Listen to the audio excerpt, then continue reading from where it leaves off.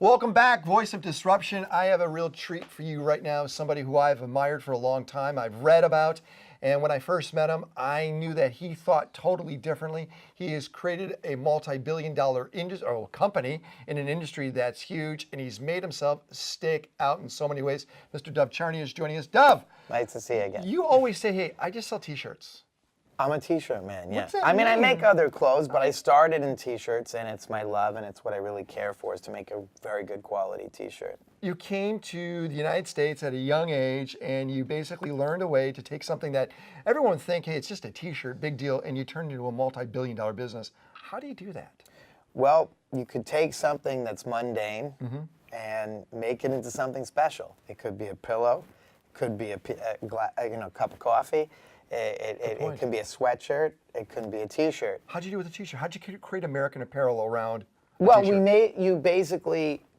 I feel fashion and the culture of clothing really operates in longer waves. Okay. There's fast fashion, but there's also longer fashion. If you look at the way people dress, let's say in the 40s versus the 60s versus the 80s versus the Y2K moment, okay, you see that there was a way people dressed or a way people did their hair, and one trick is to find a product that's forthcoming on the long range and make that product and get everybody to gravitate to this new concept, which is the next concept.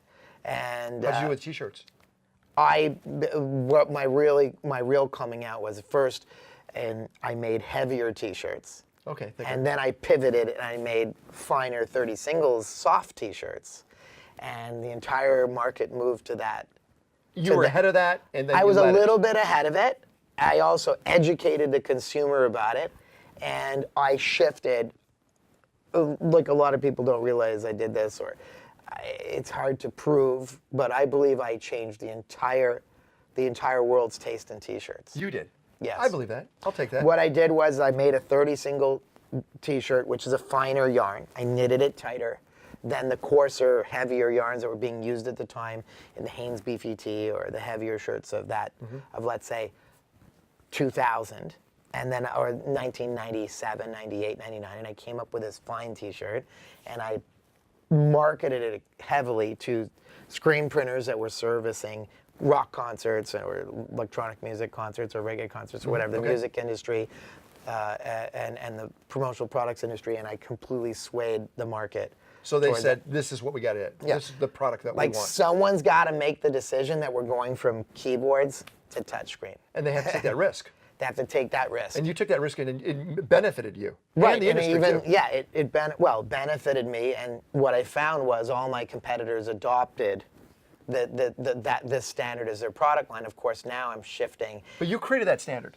I created that You standard. created that standard, and because of that, then you had all these followers. But then you have to constantly pivot, saying, you know what, this is my Well, you game. don't have to pivot all the time. I don't believe in fast fashion. That's not where there's a lot of money in it, but that's just like you're a new clown every day. But there's another way of doing it is kind of seeing longer range trends, whether they're in apparel or otherwise, and trying to service that need. I've always admired you because you're not afraid to be out in front. Because when you're out in front, you're going to take the bullets and arrows all the time.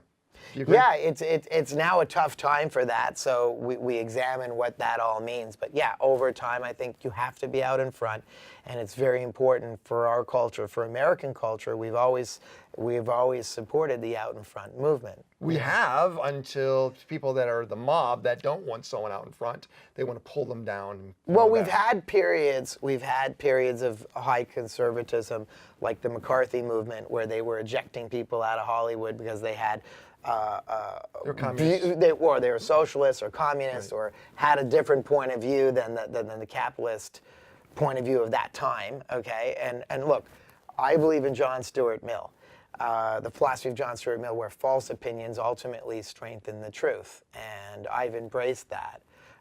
Where false opinions strengthen the truth. Right. So you have to allow the complete free marketplace of ideas. It's just right now with the internet and everybody focusing on very limited streams of media. The media actually has gotten, there's a spike and there's the tail of the media. But the problem is we have a very long tail online, but we have this enormous spike.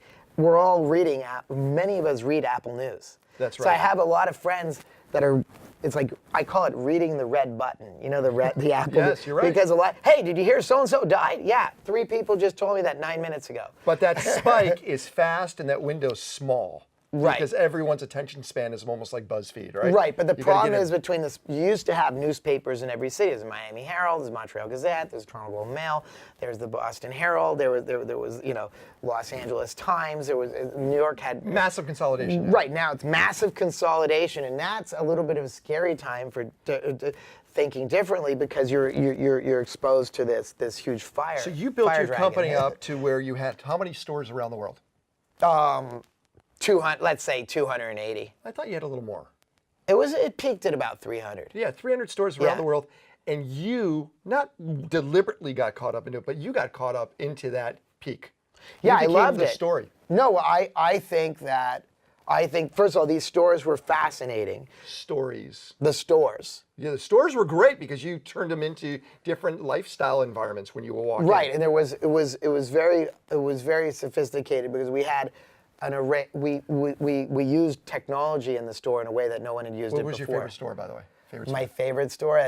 That's like a trick question. Yeah, I'm gonna sit here for days. Because I know you like the ones in Asia. They were popping up at the Melrose end. was great. The one over here in Yeah, Malibu Melrose was, was cool. good. Malibu I didn't love. It was okay. No, I like the stores that had the variety of product. I mean, we had more variety in our stores than you could find on a large scale website like Amazon to a certain degree. But you mistook what I said. You said stores. I said stories. You got caught up into that news cycle personally. Yeah, did. but that was because my opponents purposefully used the news and used the media and spent millions of dollars in To order go after you. Yeah, because they wanted to advance their own financial interests. And That's something. And you that- went down. I lost control of my company. I tried to get together with this hedge fund to retake control of the company, and then we were successful. I did a hostile takeover of my own company with the hedge fund, and then when we finally robbed the bank together and we were victorious, they threw me out of the getaway car. And what happened to your business then? Once I was eliminated from the Crashed and business, burned. it crashed and burned. Right. So it was such a fast crash, and they ran it through a Chapter 11, and it crashed again because they basically exculpated me and my entire Yeah, management they took the team. cabinet away. They took the visionary away. But the company was profitable for 25 years straight. While you were there. Yeah, despite the media campaign that they were trying to say was unprofitable. They're looking at net profits rather than EBITDA, which is the real benchmark of earnings in the world we live in now, right, is what's the cash flow of the business, right? And we were making money for 25 years straight with maybe one exception, and they suddenly took it to like such a severe crash landing. And it was comedic, sadly comedic to watch. And it was validating that the visionary was the one who was really steering the direction of the company. You eliminate that, the brains are gone. The vision's gone. So instead of saying, hey, that's it, I'm done, I'm leaving, I'm not going to do anything like that, the entrepreneur you said, I'm going to do it again. Well, first I spent a few years trying to buy the company I back. remember, yep. Yeah, if I offered $550 million, they said no. I offered $300 million valuation, $300 million, they said no. Then it got sold for $88 million, but by that time I didn't have a partner to take it because it was just too far gone. But I had to start again. It's been brutal, to be honest with you, because I lost all my wealth. So it was a very interesting experience. So I started to say, well, it's had to have been worse for others, and it certainly has been. But you take, a severe Go ahead. severe events like the Holocaust, for example. I mean, I call up my grandfather in the sky and I say, what should I do? He says, stop in the business. It's not so bad.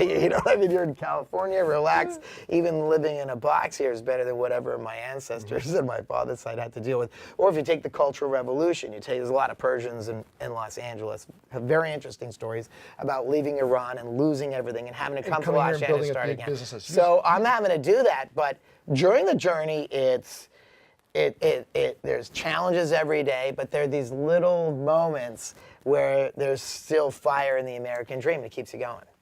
Your business now, Los Angeles Apparel, Right. and losangelesapparel.net is where That's you can find it. correct. Yeah. Something that I've learned about you is everybody that used to work for you wants to work with you again, or they are. You've created an amazing culture. People love being part of your team. Yeah. How do you do that? Well, I think people, especially young adults today, especially artists and creatives, Los Angeles is a big center for creativity and alternative thinking. They're really interested in pursuing work that they find to be meaningful, culturally relevant, and where they can be themselves and have a certain amount of flexibility. Okay. The problem is you tracked all these left-handed thinkers, and you know sometimes you need to structure a bit too. So there's the yin and a yang. But yeah, I attract these kind of people, and they come from all corners to join the mission. What's different about this business compared to the last one? What are you doing differently? Well, we've pivoted the product line because we think, we have some of the old products that we've mimicked because people are saying, oh, I gotta have that. Oh, remember that thing you used to make? Okay, but then we have an entire new range of products that we think, like for instance, your shirt is China. Okay, it doesn't matter where it's made, but it's tighter, right? It's form fitting. I don't think you'll wear a shirt by your own choice, and you won't wear a shirt that tight in the next 2, 4, 6, 8 years. Probably not. It's because that's trending out. We're going in the 90s. It was called, or in the late 80s or early 90s, called the relaxed fit generation, and we're going to. First of all, the boomers controlled a lot of culture because they were that's where the population spike was. Now it's the echo boomers, now called the millennials. They're the ones determined. But they have to deal with the other generation. The other generations can also play and wage a huge influence. And plus, there's some independence in the other generations because of the internet too. But they're getting a little older, and they don't need to be wearing. Women are not always interested in short shorts. So what I want to do is we're going to take getting older. We're going to take a break. When we come back, I want to talk about the things like social media. I want to talk about message, and I want to talk about how to always stay ahead, knowing again those guns and bow and arrows are pointed at you. Okay. Dov Charney is joining us. This is a Voice of Disruption. We're going to dive into the idea of what is next and how do you get your message out to a very crowded market. Voice of Disruption, Dov Charney, Ken Rutkowski. We'll be right back.